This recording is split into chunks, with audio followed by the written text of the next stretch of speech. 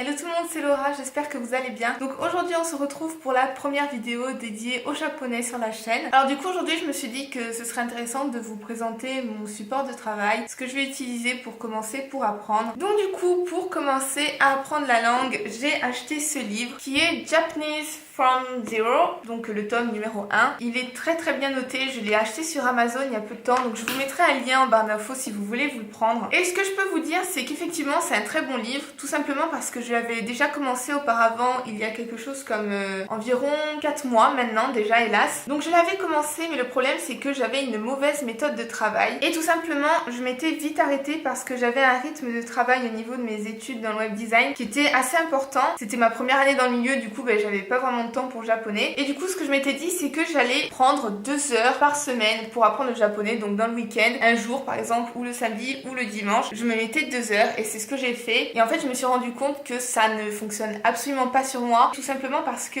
en travaillant 2 heures par semaine, pendant ces 2 heures je vais apprendre beaucoup de choses, mais j'oublie très vite aussi, c'est-à-dire que au bout de la semaine, eh bien j'avais complètement oublié ce que j'avais fait, donc j'étais obligée de tout reprendre. Donc je pense sincèrement que c'est pas une bonne méthode pour moi et qu'il vaut mieux que je privilégie le fait de plutôt travailler 20 minutes, 30 minutes par jour, vraiment réduire la quantité de travail par jour, finalement apprendre plus, et vraiment un apprentissage que je vais retenir en fait sur le long terme. Et si on y réfléchit bien, en plus de ça, ça veut dire que je fais beaucoup plus d'heures par semaine nécessairement, puisque à coup de 2 heures le samedi, si je fais 30 minutes par jour, et nécessairement j'arrive à quelque chose comme 3h30, donc ouais, c'est bien, je pense que c'est une méthode qui est plus adaptée pour moi. Et du coup je me suis dit que pour cette semaine, j'allais commencer à faire les pré-leçons. Avant de commencer les vraies leçons, il y a des pré-leçons pour un petit peu nous former sur les bases vraiment du japonais. Alors par contre, juste petit point par rapport à ce livre, il est en anglais et il n'existe qu'en anglais. Donc moi du coup j'ai pu apprendre à Dublin à parler anglais, donc ça ne me dérange pas. C'est vrai que du coup la langue anglaise est indispensable pour ce bouquin-ci. Après aussi sincèrement, c'est pas un anglais compliqué, hein. C'est vraiment des mots simples, vraiment des explications très claires avec des phrases courtes, histoire de bien comprendre le japonais. Et puis c'est des mots, donc limite si vous voulez apprendre le japonais et l'anglais en même temps, ça peut être un bon ouvrage parce que du coup ça vous oblige à renforcer votre anglais tout en apprenant le japonais, donc ça peut être aussi une bonne solution sincèrement. Et du coup avec ce livre, cette semaine je vais pouvoir faire comme il est écrit dans le sommaire, la prononciation, donc avec le guide, les doubles voyelles, les voyelles normales, les doubles consonnes, etc.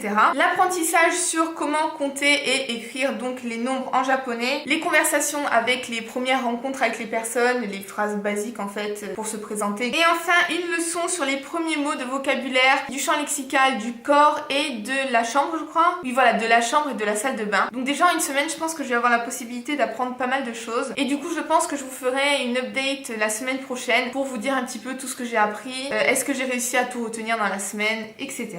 Bref, donc ça c'est au niveau du support. Donc pour l'instant c'est ce livre, je compte en acheter d'autres cet été pour compléter un petit peu ma formation et varier avec d'autres livres et d'autres méthodes, mais pour l'instant je me base là-dessus. Et en complément donc j'utilise dans un premier temps mon ordinateur simplement pour faire des recherches sur la prononciation surtout, puisque des fois je peux avoir des hésitations sur comment prononcer certains mots, par exemple les doubles voyelles ou les doubles consonnes, parfois je suis pas sûre de bien les prononcer, et c'est vrai qu'utiliser l'ordinateur pour aller sur un site de traduction et écouter la traduction, ça me permet de pouvoir m'entraîner, donc j'utilise ce support ordinateur pour être sûre de ma prononciation. Et dernière chose que j'utilise, moi j'utilise des feuilles, donc là c'est des formats A3 parce que c'est ce qui me restait de mes cours d'art, mais voilà, j'aime beaucoup utiliser le format papier en supplément du livre puisque je réécris toutes mes leçons, donc c'est ce qui me permet de vraiment bien retenir. En fait le fait de réécrire la leçon complète, je retiens beaucoup plus rapidement que le simple fait de lire sur le livre. Bref, du coup voilà, je pense que j'ai à peu près tout dit. Là voilà, j'avais vraiment envie de vous faire une première vidéo où je vous update par rapport à où j'en suis actuellement et ma manière surtout d'envisager l'apprentissage, en fait de comment je compte commencer. Du coup voilà, je pense que je vais vous laisser ici et je vais vous faire un petit update la semaine prochaine pour vous parler de toutes ces pré-leçons. Donc là vraiment je vais me baser là-dessus, il n'y en a pas beaucoup, il y en a 4, mais elles sont déjà très fournies, donc je vais vraiment me baser là-dessus, je vais essayer de bien apprendre ça déjà. En attendant, j'espère sincèrement que cette vidéo aura pu vous être utile. Du coup je vais vous laisser ici, j'espère sincèrement que cette vidéo vous aura plu et je vous dis donc à très vite pour la prochaine. Ciao!